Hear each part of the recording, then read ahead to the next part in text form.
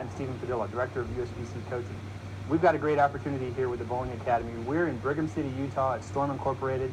We've got one of the premier coaches with us here today, Mr. Peter Sumoff, the Global Technical Communications Director for Storm Incorporated and a USBC Gold Certified coach with us. We're going to have a great opportunity to learn a lot about what you do, Peter, which is really teach coaching to the world internationally. You do a lot of great work, teach a lot of seminars, you do a lot of classes.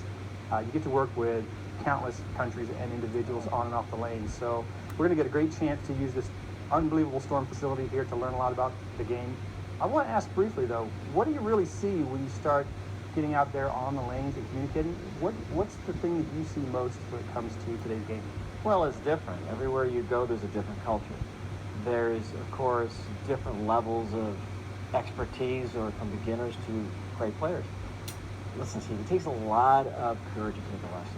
You're very vulnerable out there. You may have a translator. You have somebody that you don't know at all, and now you're doing something you're not sure how to do. So it takes a lot of courage. So we get to that point first.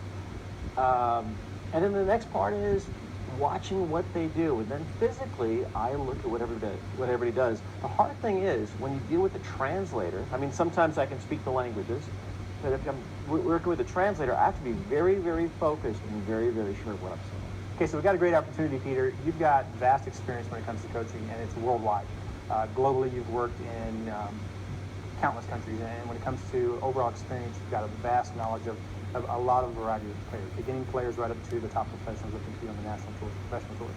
So just in your overall experience, I'd be a little out of sort if I didn't ask the question, what do you see nowadays is one of the biggest issues or concerns in today's game? Well, first of all, good players, they're the easiest ones, to be honest with you, because they have an incentive, and great players want to be coached, so that's not a problem. The hard part is convincing somebody else to learn, who's gotten a lot of advice, again, who doesn't have the skills, who does this recreationally. Remember, when I do this, I'm going around trying to promote our products, try to promote what we're doing. If I can't get somebody to throw the ball the same twice, that's not going to be really great for us. So I want to get something done effectively. Therefore, I have to see what the issue is. We have to get to the starting point. The greatest issue I always see is timing. One time somebody's at the foul line at one point, then they're falling off, and they don't have any idea why it is. That's the biggest one. Timing is a big issue. We talk about it a lot in coaching. It's covered in a lot of different areas from a lot of different angles. Many coaches have covered the topic. When you really look at it, we talk about arm swing versus footwork, and we say the timing between those two is typically what we refer to. What do you see in regards to arm swing and or footwork? What's your vision? Okay, here's where we open this whole thing up. Well, I've studied this for many, many, many years, and I wanted the answer for myself. And also, I needed to have an effective vehicle, an effective way of describing what it is, because, we can see it, but it's no good if you can't present it to somebody else. And if I can't get you to believe it, Stephen, you're not going to do it, right? So when you speak of swing, it's not a swing. In fact, it's two complete separate swings, along with the footwork. And the swing dictates what the feet do. That's what timing is. Very interesting. So two parts of the swing, and not just one like we typically talk about regarding the footwork. You're going to reference two parts of the swing for us. And you did it again, two parts of the swing. No, swing, pause, swing. Two separate swings. Two separate swings. And if this swing doesn't happen and is not completed, then that part, the most important part, can't happen as well. And that's where the problems are. So let's start with the first swing. The first swing is going to be the one as the bowler gets into their first motion, I'm assuming, correct? Well, I'd have to show you first the differences in what they are. Let's do this on the board first so you can get an idea. Sounds good.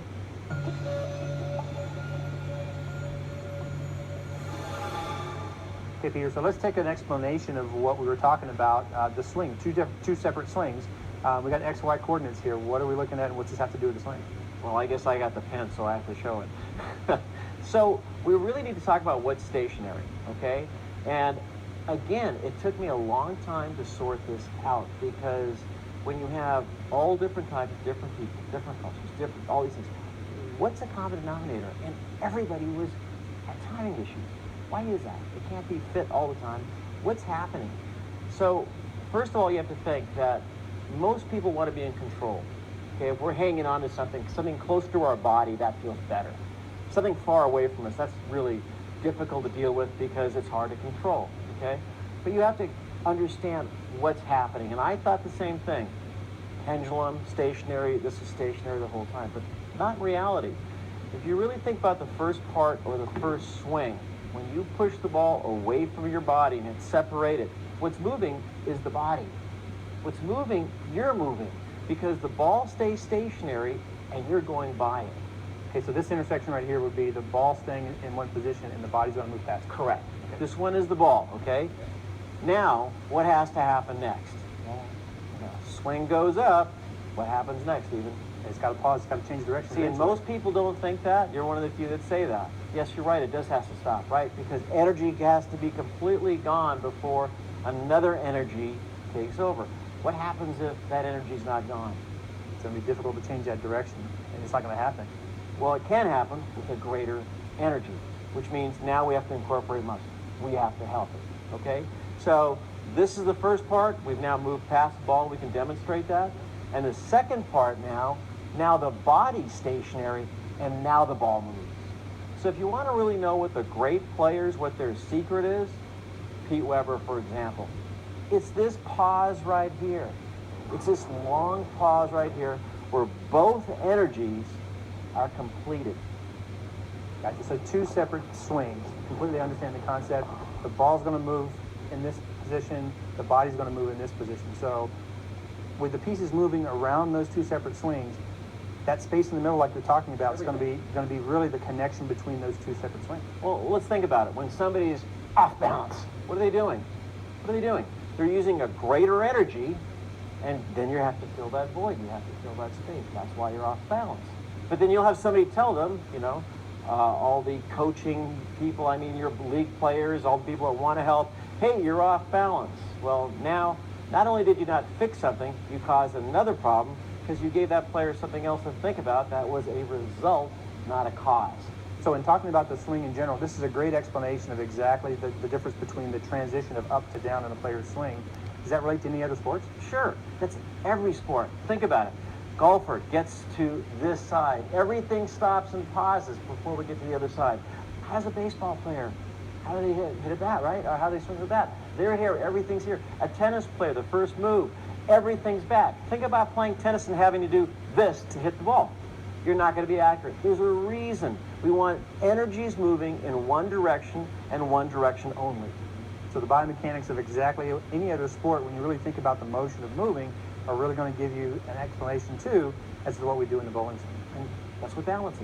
Exactly. Let's take this to a demonstration portion. Let's take it off the page now and let's go see what it looks like on the lane. Oh, you want me to prove it, do you? Absolutely. Okay.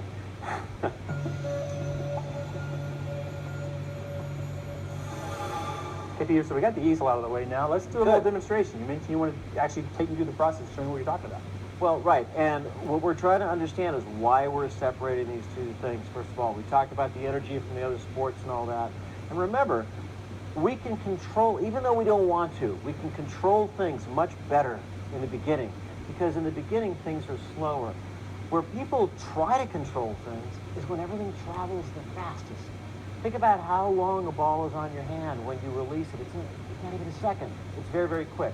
So we're trying to make everything happen here so that when you're at the point of delivery, things can happen organically, naturally. Okay, so I know you don't have your bowling shoes and all this on, but let's do your approach, okay? So let's just kind of show you what's going on.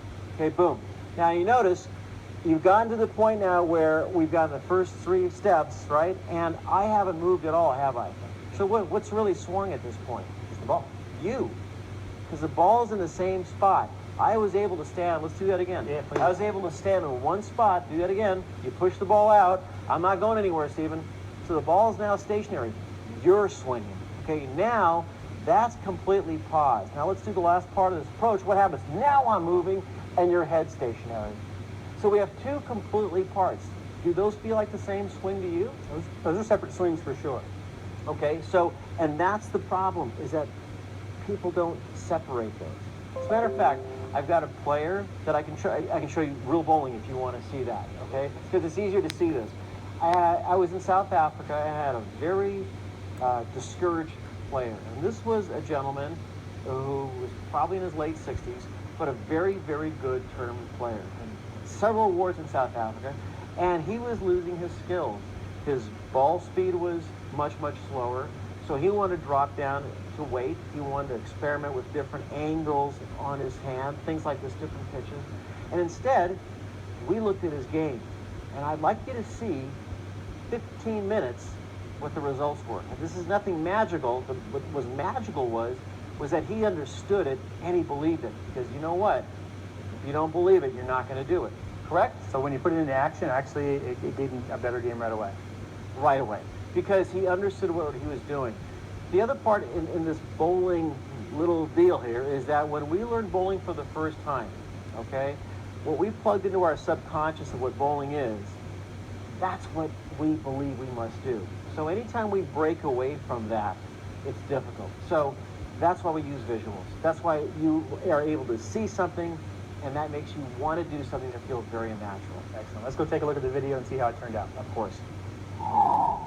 Okay, so if you take a look at this player, what's happening here? Let's look at him one time, just how he normally throws the ball. So very crouched up, very, very slow ball speed.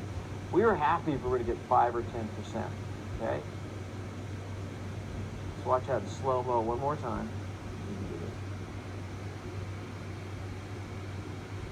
You can tell he's controlling the ball, and I'm going to show you what's actually happening.